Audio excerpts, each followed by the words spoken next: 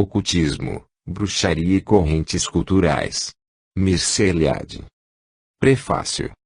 Chega um momento da vida em que um autor de muitas obras tende a descobrir que vários de seus mais acalentados projetos permanecem não escritos. Não sei como os outros reagem perante essa descoberta tão inquietante, mas, no que me diz respeito, foi com uma resignação melancólica que eu decidi abandonar uma série de trabalhos já esboçados e parcialmente elaborados no espaço dos últimos 25 anos. Não obstante, como geralmente acontece, de tempos em tempos, eu tenho usado essas anotações e matérias na preparação de conferências, comunicações e artigos de revistas. Tais ensaios ocasionais, naturalmente, não resumem os resultados de longos anos de pesquisa e nem sempre apresentam os múltiplos aspectos do tópico de estudo de uma maneira sistemática. Mas eles têm a vantagem de ser acessíveis a qualquer leitor inteligente, uma vez que foram preparados para audiências basicamente compostas por não especialistas. Esta vantagem não deve ser desprezada, apesar dos riscos contidos em qualquer tentativa de popularização. Afinal, a única ambição em nosso sentido erudito é ser lido fora da sua comunidade de estudo. Por muitos motivos, que tentei esboçar em algumas de minhas primeiras publicações, essa ambição deve ser encorajada particularmente entre os estudiosos da história das religiões. Daí eu haver selecionado o material incluído no presente volume entre muitas conferências e artigos escritos nos últimos 10 anos. Todos eles estão direta ou indiretamente relacionados com obras maiores ainda em projeto. A maior parte desses ensaios tem um caráter introdutório. Sua intenção principal é reviver alguns problemas antigos, ora esquecidos, ou reabrir famosas controvérsias sob enfoques novos ou menos familiares. Com exceção do último ensaio, capítulo 6, todas as peças coletadas neste volume foram originariamente proferidas como conferências. Não tentei mudar seu estilo oral, mas adicionei notas e um ou outro parágrafo, ocasionalmente, à guisa de amplificação. O último capítulo, Espírito, Luz e Sêmen, contrasta um pouco com os demais ensaios.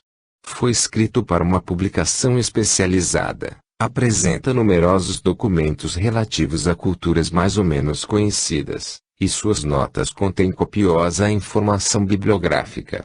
Mas esses traços exteriores à obra, somos tentados a dizer, tipográficos, não deveriam iludir o leitor. Esse texto não almeja estar colocado entre os trabalhos de erudição pura.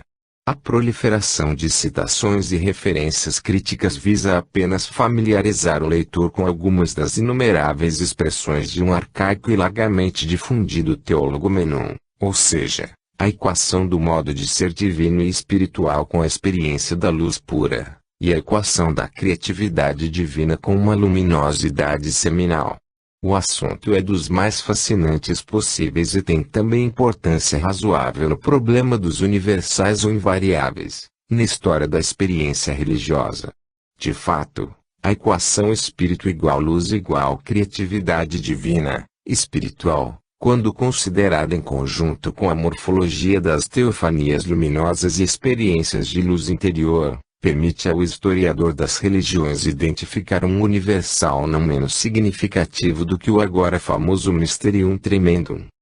Sinto-me feliz por agradecer a meus ex-alunos que corrigiram e melhoraram o estilo desses textos, professores Nancy Falk, capítulo 1, Norman Girardot, capítulo 2, e Park McGinty, capítulo 6. Sou especialmente grato ao meu assistente Bruce Lincoln, por seu cuidado na correção e editoração dos capítulos 3,4 e 5. Estas páginas, assim como a totalidade de meu trabalho nos últimos 25 anos, não poderiam ter sido escritas sem a presença inspiradora e o apoio ininterrupto de minha esposa. Mas deve-se silenciar a respeito de quem não se pode falar. Mircea Eliade, University of Chicago. 1. Correntes culturais e história das religiões. As mitologias insuspeitadas de um artista. A questão que eu gostaria de levantar nesse ensaio é a seguinte: o que um historiador das religiões tem a dizer a respeito de seu meio contemporâneo? Em que sentido pode ele contribuir para a compreensão de seus movimentos literários e filosóficos, de suas orientações artísticas recentes e significativas? Ou, mais ainda, o que ele tem a dizer, como historiador das religiões, com relação a tais manifestações do Zeitgeist como sua moda filosófica e literária, suas assim chamadas correntes culturais? A mim me parece que, pelo menos em alguns casos, seu treino especial habilita a decifrar significados e intenções menos evidentes aos outros. Não estou me referindo àqueles casos em que o contexto religioso ou as implicações de um trabalho são mais ou menos evidentes como, por exemplo, as pinturas de Chagall, com seu enorme olho de Deus, seus anjos, cabeças decepadas e corpos voando de cabeça para baixo, e o seu onipresente asno, animal messiânico por excelência. Ou a peça recente de Ionesco, Leroy Meurt, que não pode ser compreendida na íntegra desconhecendo-se o Tibetan Bhagavad-gita e os Upanishads. E eu posso testemunhar o fato de Ionesco ter realmente lido esses textos, mas o importante para nós é determinar o que Ionesco aceitou e o que ele ignorou ou rejeitou.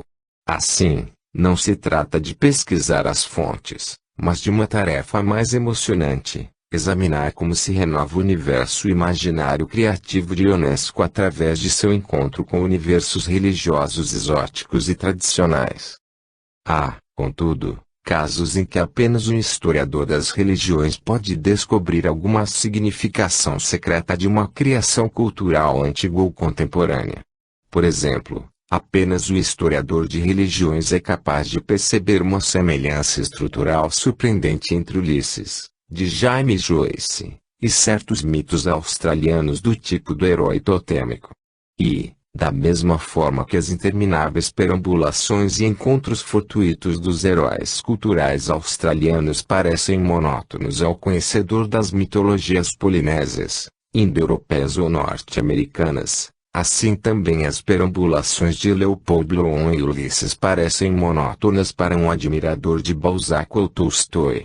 Mas o historiador das religiões sabe que as enfadonhas viagens e ações dos antepassados míticos revelam para o homem australiano uma história magnífica na qual ele está existencialmente envolvido, e a mesma coisa pode-se dizer da jornada aparentemente banal e enfadonha de Leopold Bloom por sua cidade natal. Novamente, é possível que somente o historiador das religiões perceba as semelhanças marcantes entre as teorias australiana e platônica de reencarnação e anamnese. Para Platão, aprender é recordar. Os objetos físicos ajudam a alma a recolher, e dentro de si mesma através de uma espécie de retorno, redescobrir e possuir novamente o conhecimento original que possuía em sua condição extraterrestre. Ora, o noviço australiano descobre, através de sua iniciação, que já esteve nesse mundo, no tempo mítico, que esteve aqui sob a forma do ancestral mítico. Através da iniciação, ele reaprende a fazer aquelas coisas que fez no começo, quando apareceu pela primeira vez, sob a forma de um ser mítico. Seria inútil enumerar mais exemplos. Quero apenas acrescentar que o historiador de religiões pode contribuir para a compreensão de autores tão diferentes como Júlio Verne, Gerard de Nerval, Novalis e Garcia Lorca. Surpreende o fato de tão poucos historiadores de religiões terem tentado interpretar um trabalho literário sob esse enfoque. No momento, consigo lembrar-me apenas do livro de Marilla Falk sobre Novalis e dos estudos feitos por Stigo e Kander sobre os escritores franceses desde Jules Michelet a Mallarmé. As importantes monografias de Duchesne e Guillemin sobre Mallarmé e Valéry poderiam ter sido escritas por qualquer crítico literário excelente sem nenhum contato com a história das religiões. Ao contrário, como é bem sabido, muitos críticos literários, especificamente nos Estados Unidos, não têm hesitado em usar as descobertas da história das religiões em seu trabalho hermenêutico. É preciso apenas lembrar a aplicação frequente da teoria do mito e do ritual a um modelo de iniciação na interpretação da ficção e poesia modernas. Meu propósito aqui é bem mais modesto. Tentarei ver se um historiador de religiões pode decifrar alguns significados ocultos nas nossas assim chamadas correntes culturais, tomando como exemplo 3 modas recentes, todas originadas em Paris, mas que já estão se espalhando pelos Estados Unidos. Ora, como bem sabemos, o fato de uma teoria ou filosofia particular tornar-se popular, estar em moda, em vogue, não implica nem que seja uma criação excepcional, nem que seja destituída de todo valor. Um dos aspectos fascinantes da corrente cultural é que a veracidade dos fatos em questão e de sua interpretação não importa. Nenhuma crítica pode destruir uma moda. Há algo de religioso nessa impermeabilidade à crítica, mesmo se apenas de maneira sectária, tacanha. Mas, mesmo além desse aspecto geral, algumas correntes culturais são extremamente significativas para o historiador das religiões. Sua popularidade, especialmente entre os membros de elite intelectual, revela um pouco das insatisfações, impulsos e nostalgias do homem ocidental. Banquetes totêmicos e camelos fabulosos.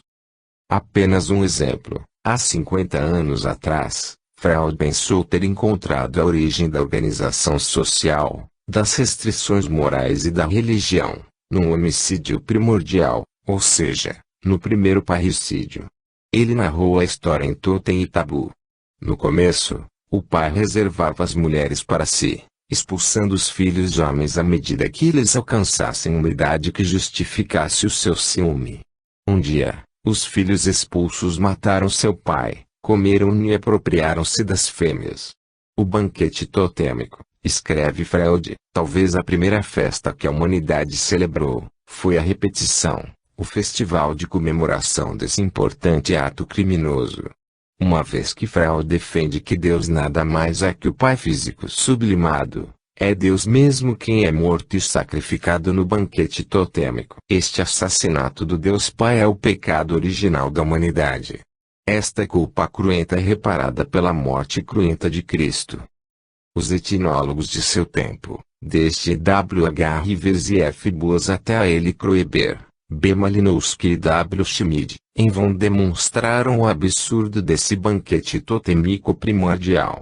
Em vão salientaram que não se encontra totemismo no início da religião e que ele não é universal. Nem todos os povos passaram por um estágio totêmico, que Frazer já havia provado que apenas 4 das muitas centenas de tribos totêmicas conheciam um rito próximo da cerimônia de morte e banquete do deus Totem, um rito que Freud acreditou ser traço constante do totemismo, e, finalmente, que esse rito não tem nada a ver com a origem do sacrifício, uma vez que o totemismo não ocorre nas culturas mais antigas. Em vão Wilhelm Schmidt mostrou que os povos pré-totêmicos desconheciam o canibalismo, que um parricídio entre eles seria uma total impossibilidade, psicológica, sociológica e eticamente, e que, já forma da família pré-totêmica e, consequentemente, da mais antiga família humana de que se tem notícia, através da etnologia, não é nem a de promiscuidade geral nem de casamento em grupo, os quais jamais existiram, de acordo com a afirmação dos principais antropólogos. Freud não se perturbou nem um pouco com essas objeções e, dessa forma, esse romance gótico desvairado, Totem e Tabu, tornou-se, desde então, um dos evangelhos menores de 3 gerações da elite cultural do Ocidente. É claro que o gênio de Freud e os méritos da psicanálise não devem ser julgados com base nas histórias de horror apresentadas como fatos históricos objetivos em Totem e Tabu. Mas é altamente significativo o fato de tais hipóteses desvairadas terem sido aclamadas como teoria científica bem fundamentada, apesar de toda a crítica levantada pelos maiores antropólogos do século. Essa vitória significou a vitória da própria psicanálise sobre as correntes psicológicas mais antigas e, consequentemente, sua emergência, por muitas outras razões, como corrente cultural. A partir de 1920, então, a ideologia de Freud foi aceita integralmente. Um livro fascinante poderia ter sido escrito sobre a significação do incrível sucesso desse romano frenético Totem e Tabu.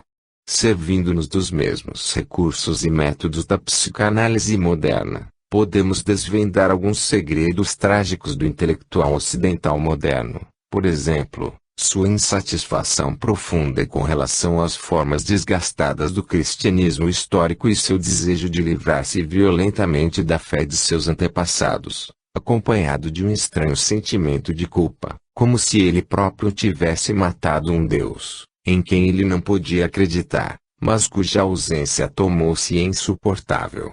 Por essa razão, eu disse que a corrente cultural é imensamente significativa. Não importando seu valor objetivo, o sucesso de certas ideias ou ideologias nos revela a situação espiritual e existencial daqueles para quem essas ideias ou ideologias constituem um tipo de soteriologia. Há, claro, correntes nas outras ciências, mesmo na disciplina História das Religiões, embora evidentemente elas sejam menos atraentes do que a popularidade gozada por Totem e Tabu. Que os nossos antepassados ficassem fascinados por Tigoldenbolg é um fato compreensível e bastante louvável. O que é menos compreensível, e explicável apenas como uma moda, é o fato de entre os anos de 1900 e 1920 quase todos os historiadores de religiões estarem pesquisando sobre divindades maternas, mãe trigo e espíritos da vegetação, que, naturalmente, eram descobertos em todas as religiões, lugares, e folclores do mundo. Essa busca da mãe terra, mãe árvore, mãe trigo e outras e também de outros seres demoníacos relacionados com a vegetação e agricultura, é também significativa para nossa compreensão das nostalgias inconscientes do intelectual ocidental no começo do século. Mas deixem-me lembrar-lhes um outro exemplo do poder e prestígio da moda na história das religiões. Não há deuses nem deuses dessa vez nem mãe trigo nem espírito vegetal, mas um animal, especificamente, um camelo. Refiro-me ao famoso sacrifício de um camelo descrito por um certo Nilus que viveu na segunda metade do século IV. Quando vivia como monge no Monte Sinai, beduínos árabes pilharam um mosteiro. Dessa maneira, Nilus pôde observar, em primeira mão, a vida e as crenças dos beduínos e registrou muitas dessas observações no Tratado Tislaim Golf Monkeys on Mount Sinai. É particularmente dramática sua descrição do sacrifício de um camelo, oferecido, segundo Nilus, à estrela da manhã. Atado a um altar rústico feito com pedras empilhadas, o camelo era cortado e devorado cru pelos devotos, devorado com tanta rapidez, acrescenta Nilus, que, no curto espaço de tempo entre o nascimento da estrela d'alva, que marcava o início do serviço, e o desaparecimento de sua luz diante do sol nascente, o camelo inteiro, carne e ossos, pele, sangue e entranhas, era totalmente devorado. J. Elhausen foi o primeiro a relatar esse sacrifício em seu Reste Arabes em Edentumes, 1887. Mas foi William Robertson Smith quem estabeleceu, por assim dizer, o prestígio sem precedente do camelo de Nilus. Ele se refere a esse sacrifício inúmeras vezes em suas lecturas On the Religions of the Semites, 1889. Considerando a forma mais antiga de sacrifício árabe. Fala sobre a evidência direta que Nilus teve dos hábitos dos árabes no deserto de Sinai. A partir daí, todos os seguidores da teoria de sacrifício de Robertson Smith, S. Reinache, A. Wendell, A. S. Cook, S. H. Oak, referem-se incansável e copiosamente ao relato de Nilus.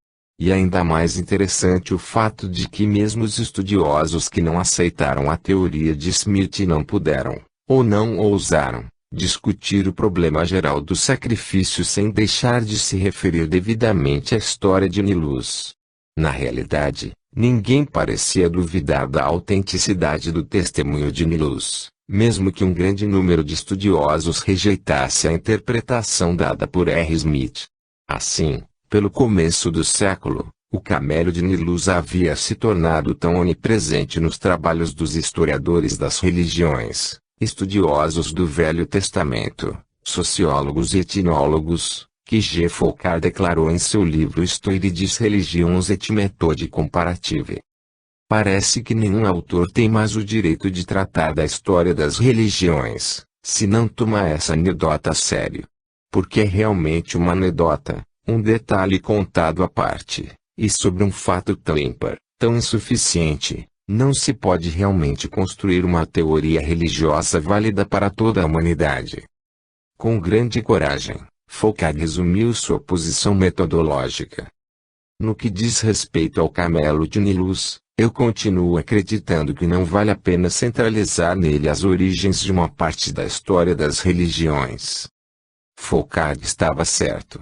A análise textual e histórica cuidadosa provou que Nilus não foi o autor do tratado Tisla-Ingolf de Monks on Mount Sinai, que este é um trabalho assinado por pseudônimo, provavelmente escrito no IV ou V século e, o que é mais importante, o texto está cheio de chavões literários emprestados de obras helenísticas, por exemplo, a descrição dos atos de matar e comer o camelo, retalhando pedaços da carne palpitante e devorando o animal inteiro, corpo e ossos, não tem valor etnológico, mas revela apenas um conhecimento do gênero retórico patético daquelas obras.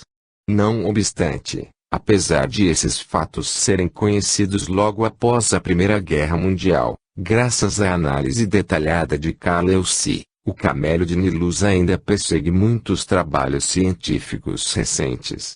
E não é para se admirar.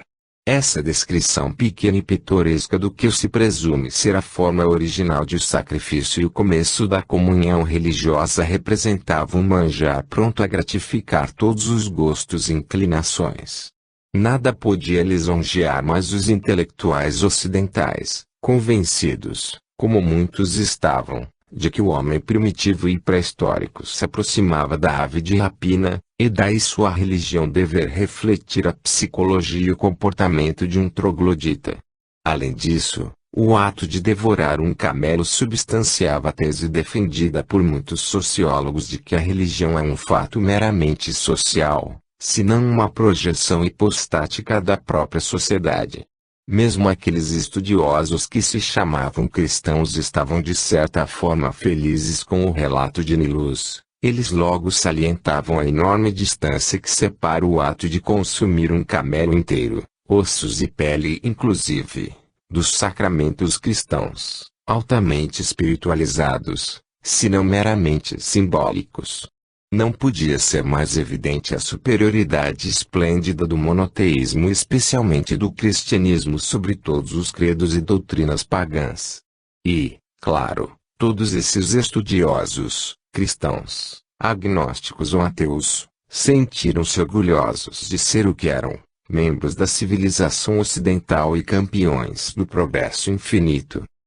Não tenho dúvidas de que a análise das três correntes culturais recentes a que me referi no início deste trabalho irá demonstrar meu ponto de vista, embora aquelas correntes não estejam diretamente relacionadas com a história das religiões. Naturalmente, elas não devem ser consideradas como sendo de igual significação. Uma delas, pelo menos, pode tornar-se obsoleta em breve. Mas isso não importa para os fins a que nos propusemos. O que importa é o fato de que, nos últimos 4 ou 5 anos, no início da década de 60, Paris foi dominada, poder-se-ia quase dizer conquistada, por uma revista chamada Planète por 2 autores, Teilhard de Chardin e Claude Lévi-Strauss. Deixe-me logo esclarecer que não tenciono discutir aqui as teorias de ambos. O que me interessa é a surpreendente popularidade de que gozaram. Eu farei referência às suas ideias apenas no que podem justificar aquela popularidade. Uma revista chamada Planète. Por razões óbvias, começarei com a revista Planète. Na realidade, eu não sou o primeiro que meditou sobre o significado cultural de sua popularidade sem precedentes. Há algum tempo atrás, O famoso e sério jornal parisiense Le Monde dedicou 2 longos artigos a esse problema, o incrível e inesperado sucesso de Planet. De fato, 80 mil assinantes e 100 mil compradores de uma revista bastante cara constituem um fenômeno raro na França, e um problema para a sociologia da cultura. Seus editores são Louis Pauwels, um escritor e ex-discípulo de Gurdjieff, e Jacques Berger, um jornalista científico muito popular. Em 1961 eles publicaram um livro volumoso, O Despertar dos Mundígicos, que rapidamente se tornou um best-seller. Na realidade, Planet foi lançado com os royalties obtidos por Despertar dos Mundígicos. O livro foi também traduzido para o inglês, mas não causou o mesmo impacto no público anglo-americano. É uma mistura curiosa de ciência popular, ocultismo, astrologia, ficção científica e técnicas espirituais.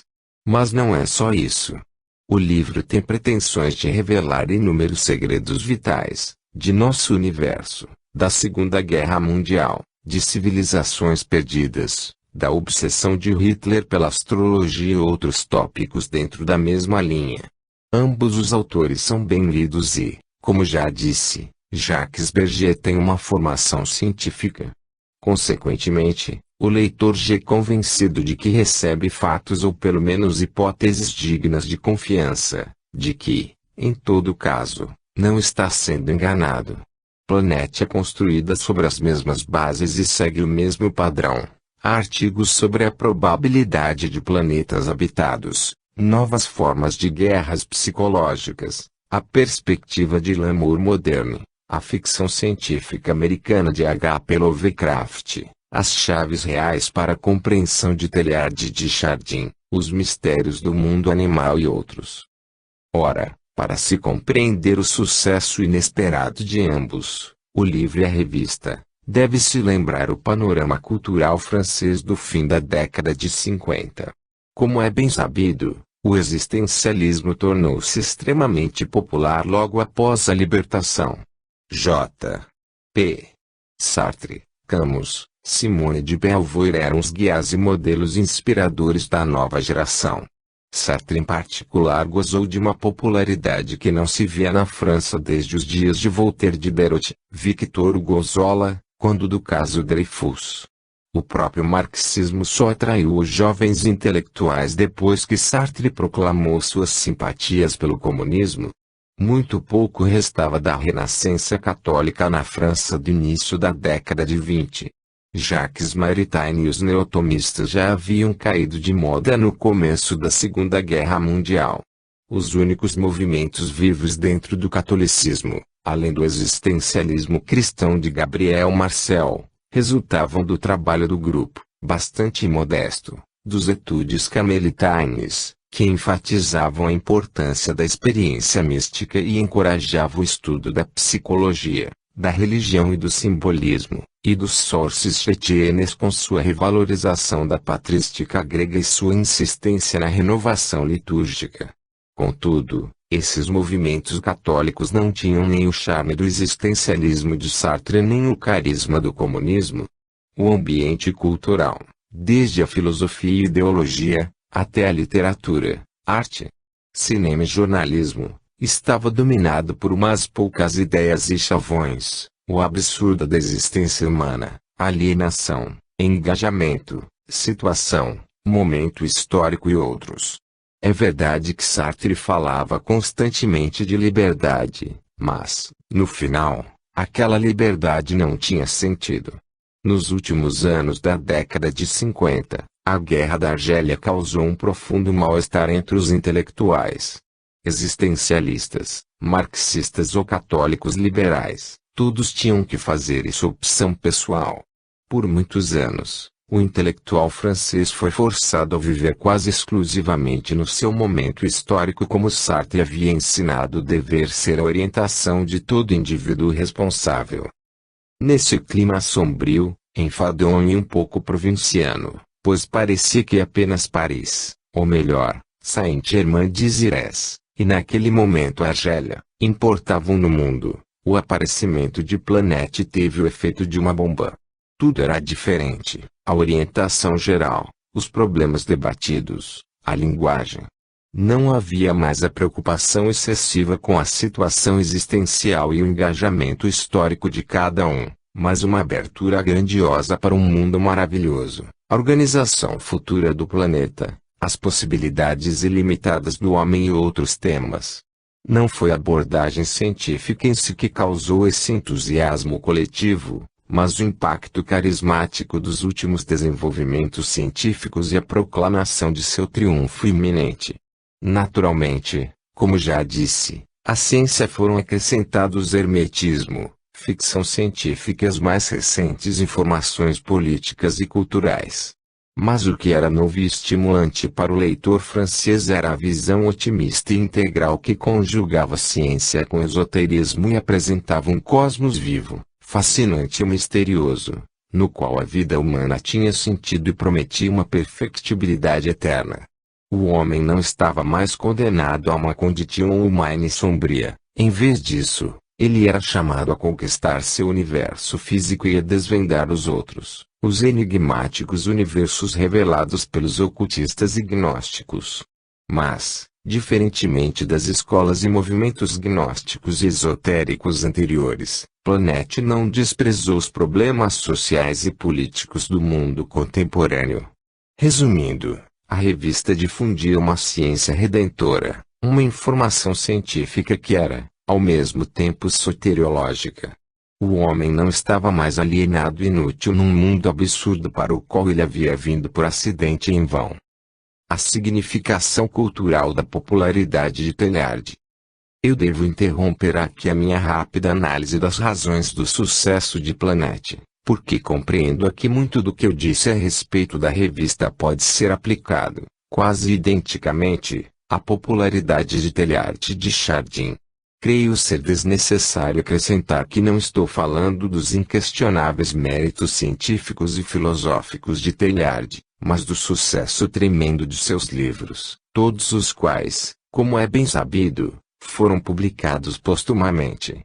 E é um estranho paradoxo que o único pensador católico romano que obteve uma audiência responsável e vasta tenha sido proibido pelas autoridades eclesiásticas de publicar seus próprios livros, que são hoje best-sellers tanto no Novo como no Velho Mundo. O que ainda é mais importante é o fato de pelo menos uma centena de volumes e muitos milhares de artigos terem sido publicados em todo o mundo, em menos de 10 anos, discutindo, em quase todos os casos favoravelmente, as ideias de Teilhard. Se nós levarmos em consideração que nem mesmo Sartre, o mais popular filósofo de sua geração, conseguiu uma resposta tão ampla, depois de 25 anos de atividade, teremos que reconhecer a significação cultural do sucesso de Teilhard. Não temos nenhum livro, apenas uns poucos artigos, a respeito das ideias de Louis Pauwels e Jacques Berger. Ambos os artigos em Le Monde dizem respeito à popularidade de sua revista Planet, mas a maior parte dos livros e artigos sobre Teilhard discutem sua filosofia e suas concepções religiosas. É provável que os leitores de Planet e Teilhard de Chardin não sejam os mesmos, mas eles têm muito em comum. Para começar, todos estão cansados do existencialismo e do marxismo, cansados do contínuo debate sobre a história, a condição histórica, o momento histórico, engajamento, etc.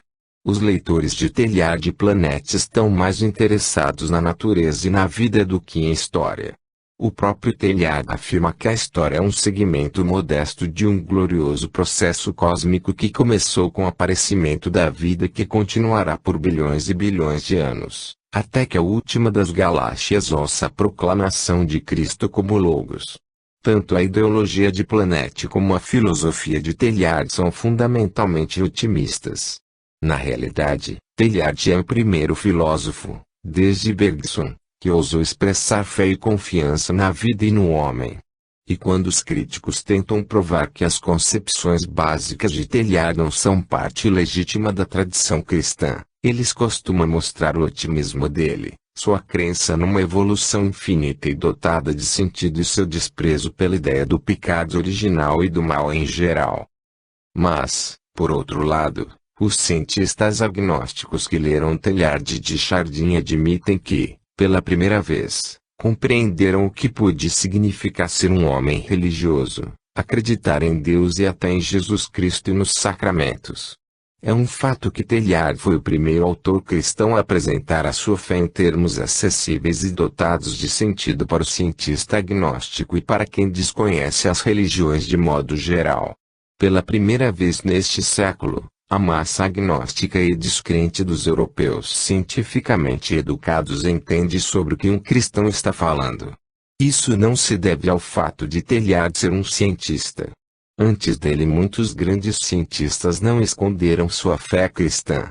O que é novo em Teilhard e o que explica, pelo menos em parte, sua popularidade, é o fato de que ele soube fundamentar sua fé cristã através de unir estudo científico e de uma compreensão da natureza e da vida. Teilhard fala sobre o poder espiritual da matéria e confessa uma irresistível simpatia por tudo que se agita dentro da massa escura da matéria. O amor dele pela substância e pela vida cósmica parece impressionar profundamente os cientistas.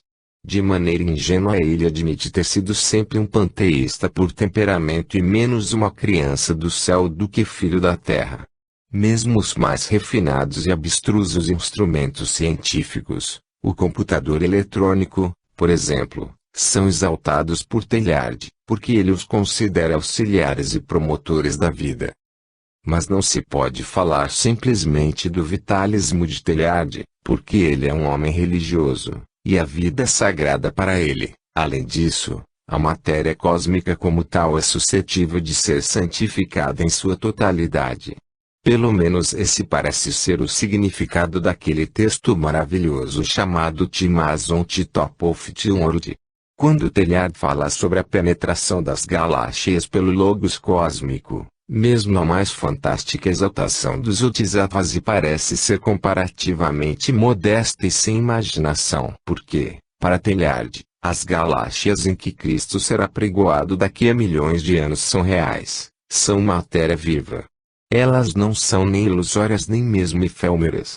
Num artigo na revista Psyché, Teilhard confessou uma vez não poder acreditar num fim catastrófico do mundo. Nem agora nem daqui a bilhões de anos. Ele não podia nem mesmo acreditar na segunda lei da termodinâmica.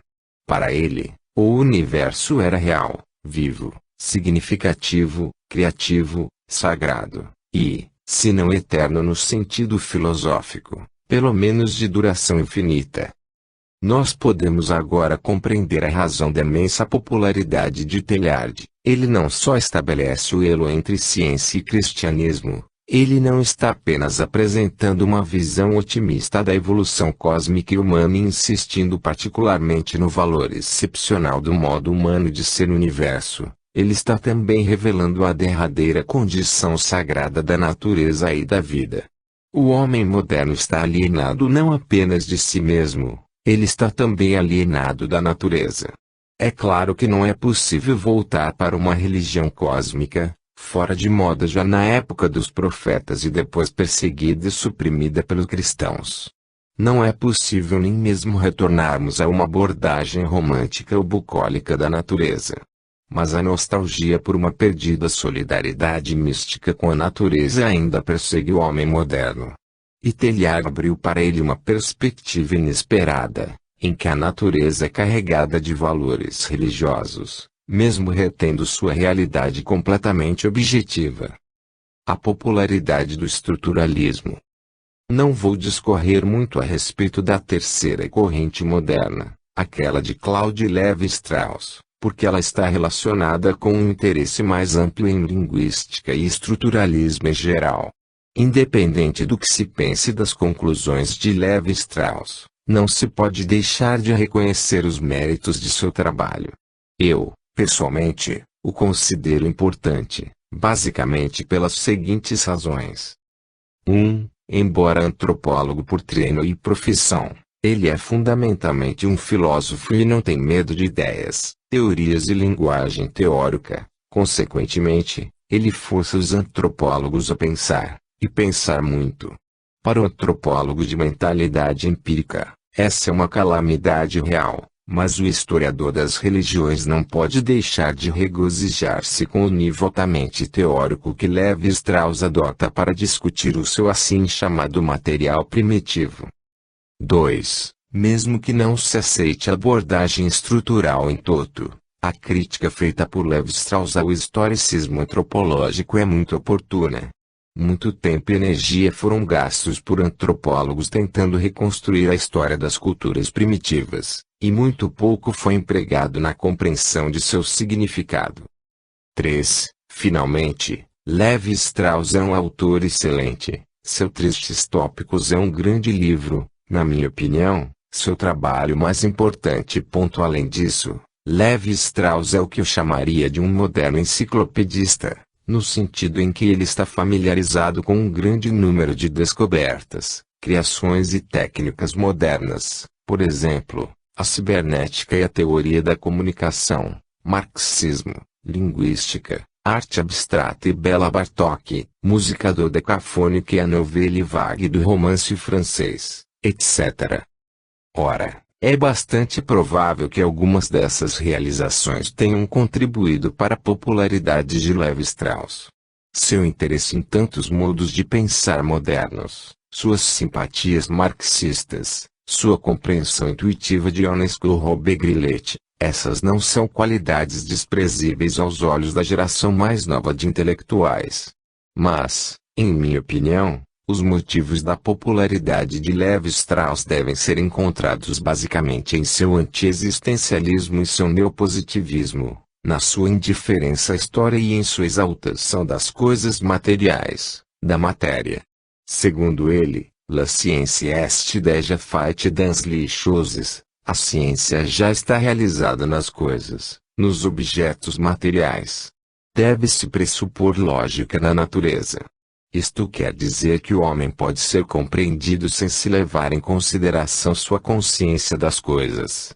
O pensamento selvagem nos mostra um pensamento sem pensadores e uma lógica sem lógicos. Isto é um neopositivismo e um neonominalismo, mas, ao mesmo tempo, é algo mais.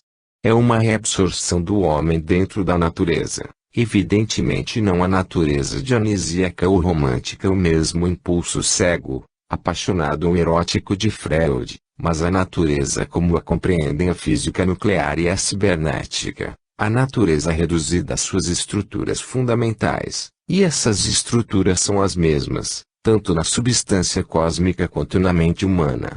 Bem, como eu já disse, não posso discutir as teorias de Lévi-Strauss aqui. Mas eu gostaria de lembrar o leitor de um dos traços mais distintivos dos romancistas franceses da nouvelle vague, particularmente de Robbe-Grillet, a importância das coisas, dos objetos materiais, em última análise, a primazia do espaço e da natureza, e a indiferença à história e ao tempo histórico. Tanto para Lévi-Strauss, para quem la science est déjà faite dans les choses, como para Robbe-Grillet, nós presenciamos uma nova epifania de les choses, a elevação da natureza física à estatura de uma realidade que abarca tudo. Dessa maneira, todas as três correntes recentes parecem ter algo em comum: sua reação drástica ao existencialismo, sua indiferença à história, sua exaltação à natureza física. Naturalmente, há uma grande distância entre o entusiasmo científico bastante ingênuo de Planet e o amor místico de Teilhard pela matéria-vida e sua confiança nos milagres científicos e tecnológicos do futuro. Há ainda uma distância maior entre as concepções de homem de Teilhard e de Chardin e as de Lévi-Strauss. Mas os seus universos representativos são semelhantes em um ponto. Em todos os três exemplos confrontamo-nos com uma espécie de mitologia da matéria, seja de um tipo imaginativo exuberante, Planet, Teilhard de Chardin, ou um tipo estruturalista algébrico, Cláudio Lévi-Strauss. Se minha análise está correta, então o anti-existencialismo e o anti-historicismo patentes nessas correntes e sua exaltação da natureza física não são despojados de interesse para o historiador de religiões. O fato de centenas de milhares de intelectuais europeus lerem entusiasticamente Planet e os trabalhos de Teilhard de Chardin tem um significado próprio para o historiador de religiões e outro para o sociólogo da cultura. Seria simplesmente um exagero nosso dizer que novamente o horror à história esteja se tornando insuportável e que intelectuais europeus, porventura impossibilitados de refugiar-se no niilismo ou marxismo, estejam buscando um novo cosmos carismático, sob enfoque científico. Claro que não podemos reduzir o significado dessas correntes culturais à velha e conhecida tensão entre cosmos e história. Mesmo porque o cosmos apresentado em Planet e nas obras de Teilhard de Chardin são reflexos da história, porque refletem o cosmos do ponto de vista da ciência e no processo de ser conquistado e transformado pela tecnologia.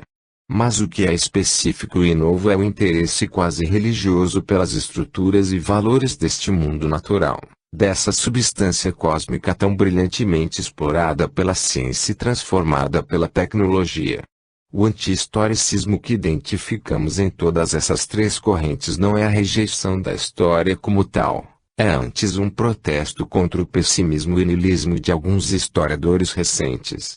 Podemos até suspeitar de que haja uma nostalgia pelo que poderíamos chamar uma macro-história, uma história planetária e, depois, cósmica.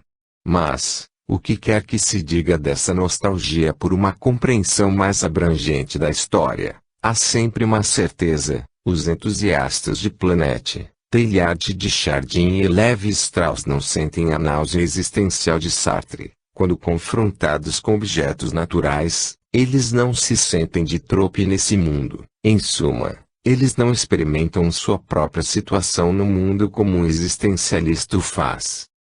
Como tudo o que se torna popular, essas novas modas também perderão sua força e finalmente desaparecerão. Mas seu significado real não será anulado. A popularidade de Planet, Teilhard de Chardin e de Claude Lévi-Strauss revela um pouco dos desejos e nostalgias inconscientes ou semiconscientes do homem ocidental contemporâneo. Se levarmos em consideração o fato de que, de uma certa maneira, intenções semelhantes podem ser descobertas na arte moderna, o significado dessas modas recentes se torna mais surpreendente para o historiador de religiões. De fato, temos que reconhecer nos trabalhos de um grande número de artistas contemporâneos um interesse absorvente pela matéria em si. Não falarei de Brancusi, porque seu amor pela matéria é bem conhecido. A atitude de Brancusi com relação à pedra é comparável à solicitude, medo e veneração do homem neolítico por certas pedras que constituem hierofanias para ele. Quero dizer, elas também revelam uma realidade última e sagrada. Mas, na história da arte moderna, do cubismo até o tachismo, vimos presenciando um esforço contínuo do artista para libertar-se da superfície das coisas e penetrar na matéria a fim de desnudar suas últimas estruturas. Eu já discuti em outro lugar o significado religioso do esforço do artista contemporâneo para abolir forma e volume, para descer, como se fosse, ao interior da substância, desvendando sua maneira de ser secreta ou embrionária. Essa fascinação pelos modos elementares da matéria trai um desejo de libertação do peso das formas mortas, uma nostalgia por se submergir num mundo real. Se nossa análise está correta, há uma convergência nítida entre a atitude do artista com relação à matéria e as nostalgias do homem ocidental, tais como podem ser interpretadas nas três correntes recentes que discutimos. É um fato bastante conhecido que, por suas criações, os artistas frequentemente antecipam o que está por vir, algumas vezes uma ou duas gerações mais tarde, em outros setores da vida social e cultural. 2. O mundo, a cidade, a casa. Vivendo em nosso próprio mundo. Anos atrás, um dos meus professores da Universidade de Bucareste teve a oportunidade de assistir uma série de conferências dadas pelo famoso historiador Théodore Mommsen. Naquela época, no início da última década do século passado, Mommsen já estava muito velho, embora sua mente estivesse ainda lúcida e armazenasse uma memória surpreendentemente completa e precisa. Em sua primeira conferência, Mommsen estava descrevendo Atenas do tempo de Sócrates. Ele foi a quadro negro e esboçou, de cabeça, o plano da cidade como era no quinto século, então continuou, indicando a localização dos templos e edifícios públicos e mostrando onde estavam localizadas algumas das famosas fontes e bosques. Foi especialmente impressionante sua reconstrução nítida do cenário de Fedro. Depois de citar a passagem em que Sócrates pergunta onde Lísias está hospedado, e Fedro responde que ele estava na casa de Hipícrate, Mommsen assinalou a possível localização da casa desse último, explicando que o texto afirma que a casa onde Mórico costumava viver era perto do templo de Zeus Olímpico. Mommsen continuou delineando o caminho que Sócrates e Fedro tomaram quando seguiram o curso do rio Ilício, e então indicou o provável lugar onde eles pararam, e onde se deu o famoso diálogo no sítio tranquilo, onde crescia o alto plátano. Assustada pela surpreendente mostra de erudição, memória e sensibilidade literária de Mommsen, meu professor relutou em deixar imediatamente o anfiteatro depois da conferência.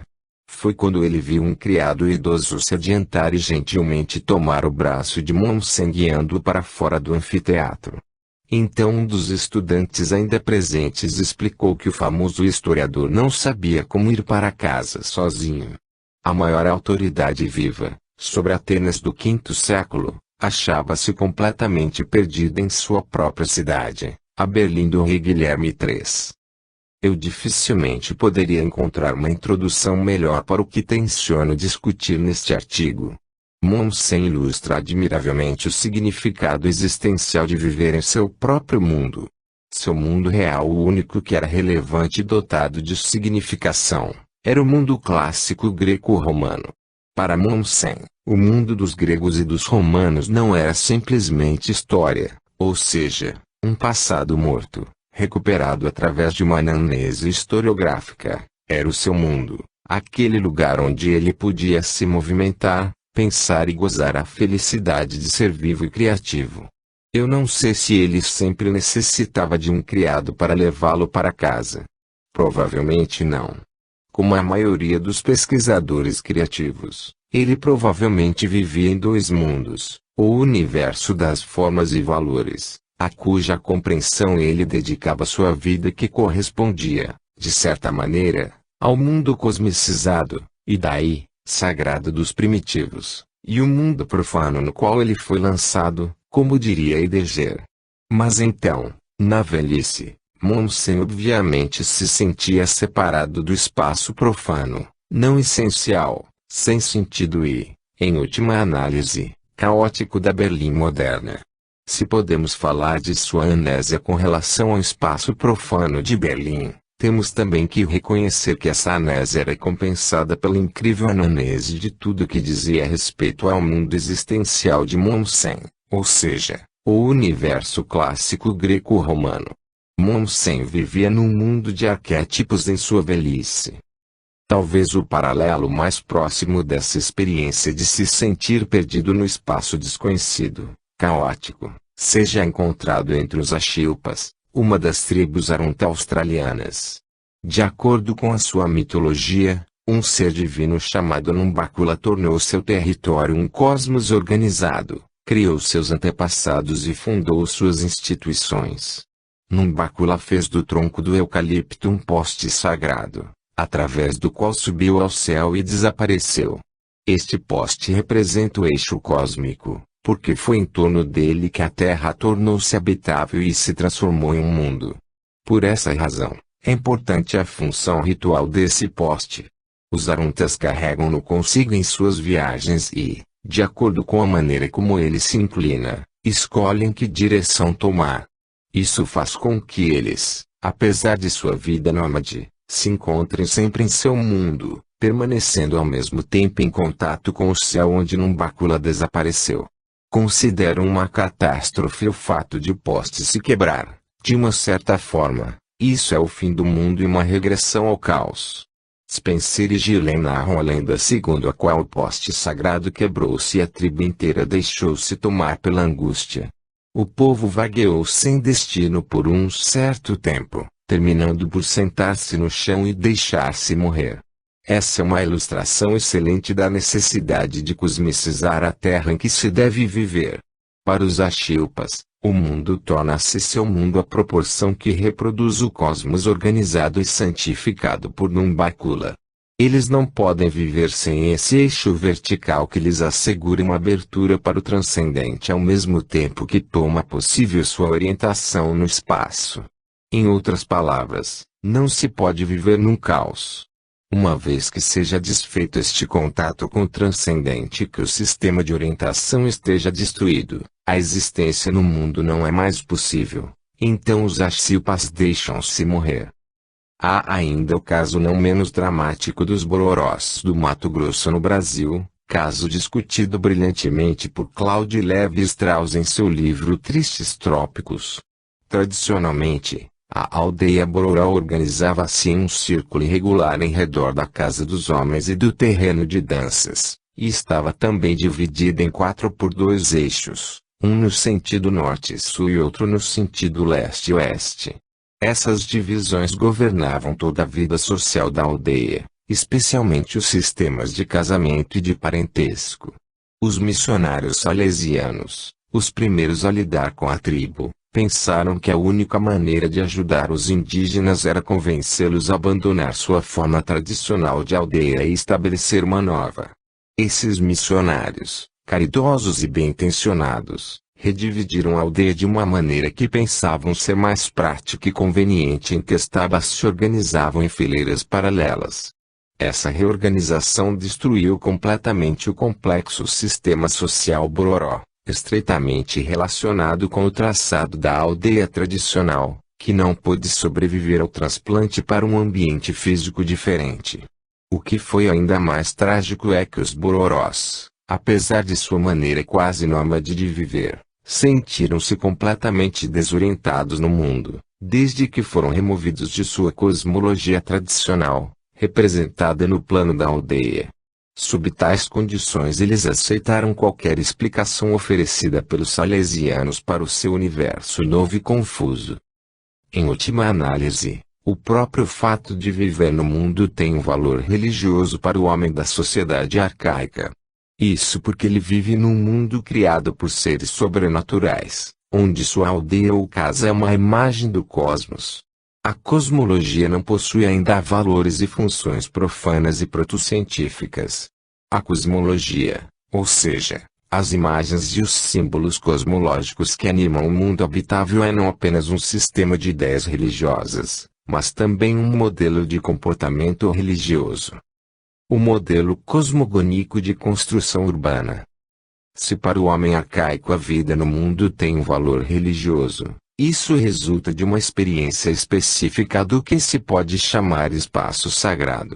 De fato, para o homem religioso, o espaço não é homogêneo, algumas partes dele são qualitativamente diferentes. Há um espaço sagrado e daí, forte e significante, e há outros espaços que não são sagrados e, consequentemente, são sem estrutura, forma e significado. Isso não é tudo. Para o homem religioso, essa heterogeneidade espacial se expressa na experiência de uma oposição entre espaço sagrado, o único real e realmente existente, e todos os outros espaços, expansão amorfa circundando o sagrado. A experiência religiosa da heterogeneidade do espaço é uma experiência primordial, comparável à descoberta do mundo. Isso porque é essa divisão espacial que permite a constituição do mundo, uma vez que revela o ponto fixo, o eixo central para toda orientação futura. Quando o sagrado se manifesta em qualquer aerofania, há não apenas uma ruptura na homogeneidade do espaço, há também a revelação de uma realidade absoluta, oposta à irrealidade do vasto espaço circundante. A manifestação do sagrado cria o mundo ontologicamente. Na expansão homogênea e infinita, na qual é impossível haver um ponto de referência, de onde se possa estabelecer alguma orientação, A aerofania revela um ponto fixo absoluto, um centro. Daí ser claro o valor existencial da descoberta, ou seja, da revelação, de um espaço sagrado para o homem religioso, porque nada pode começar, nada pode ser feito, sem uma orientação prévia, e qualquer orientação subentende a aquisição de um centro. É por essa razão que o homem religioso sempre procura fixar sua residência no centro do mundo. Se o mundo é para ser vivido, deve ser fundamentado, e nenhum mundo pode surgir do caos da homogeneidade.